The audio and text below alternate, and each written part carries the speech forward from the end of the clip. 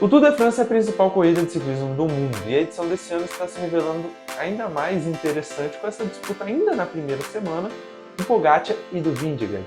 E a rota em si é excepcionalmente desafiadora, mas mais importante para nós, ciclistas do dia a dia, existem alguns temas emergentes com os quais podemos aprender também.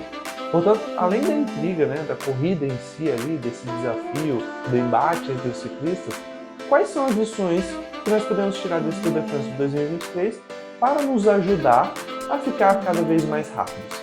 Não deixa de se inscrever no canal, deixa sua curtida, deixa seu comentário, isso daí é valioso, extremamente valioso para nós e principalmente para continuarmos a produzir mais vídeos para o canal. Lição 1. Todo ciclista precisa treinar sprint. Eu, particularmente, quando não é minha característica física o sprint, não é, mas a gente sabe que nas corridas, e não só, se você é um ciclista que só apenas treina, cara, o sprint é fundamental para você trabalhar algumas vertentes físicas que são extremamente necessárias com essa explosão, vamos dizer assim.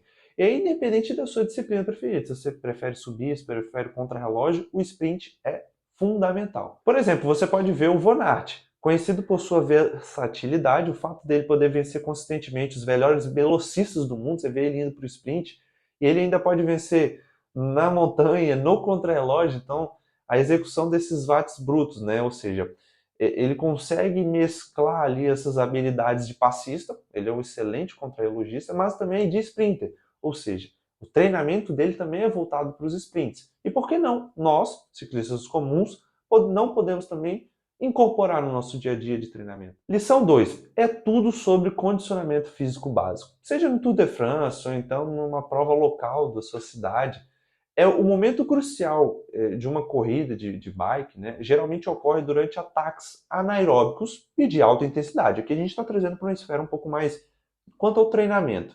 Então, analisando a sua corrida, analisando o Tour de France, por exemplo, a alta intensidade existe nesses momentos cruciais da prova.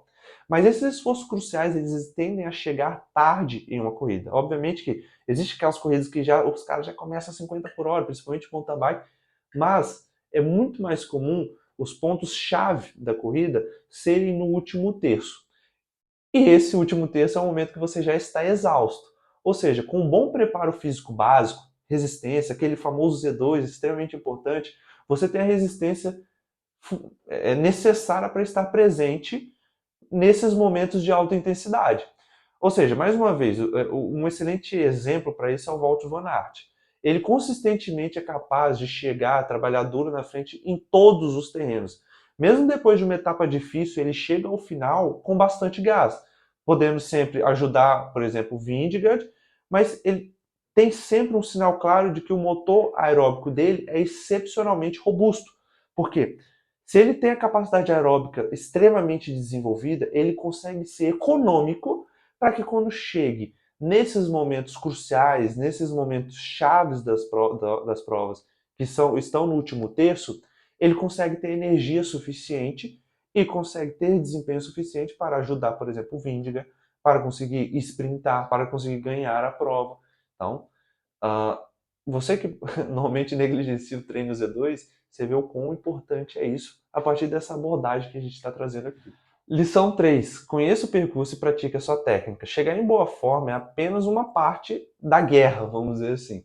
Conhecer as especificidades da pista, da corrida que você vai disputar e ter as habilidades técnicas que seu evento exige são outros pontos chaves de sucesso. Por exemplo, existe um assessorado que vai disputar o Letap esse ano e obviamente que o Letap são 140 quilômetros, beleza? Você vai ter que ter o desempenho físico para poder completar esses 140 quilômetros. Porém, a gente sabe que o Letap vão ter montanhas e, consequentemente, descidas. E essas descidas são um ponto-chave da prova, porque, primeiro, como a gente abordou nessa lição 3, você tem que conhecer o percurso, saber quantos 1.000 metros vão subir, quais são os pontos-chave que você precisa traçar na sua alimentação.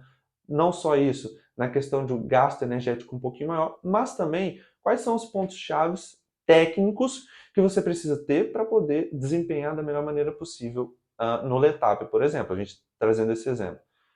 Vão ter descidas. Obviamente que essas descidas, se estiver chovendo, você vai ter que trabalhar a frenagem não só em tempo seco, mas também em tempo chuvoso.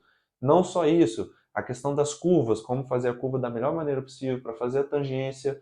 Um outro detalhe, velocidade alta. Você não ter aquele medo que te limita quando você tiver ultrapassar os 80, 85, 90 por hora. Então são trechos que você tem que conhecer todo esse percurso, e os atletas do Tour de France fazem muito isso, eles vão antes, né, do percurso, o percurso do Tour de France é divulgado no ano anterior, e aí, meses antes, eles vão lá no percurso, reconhecem o percurso, e não só isso, no dia a dia eles trabalham essas técnicas, capacidade de curva, capacidade de frenagem, então são detalhes importantes para você incorporar também no seu dia a dia. Se você gostou desse vídeo, como eu falei, deixa o seu like, deixa o seu comentário, se inscreva no canal. E se você quiser uma interação um pouco maior com a gente, deixa aqui nos comentários algo que você achou relevante aqui para que a gente possa estar sempre produzindo o melhor conteúdo possível. Bons pedais, viu?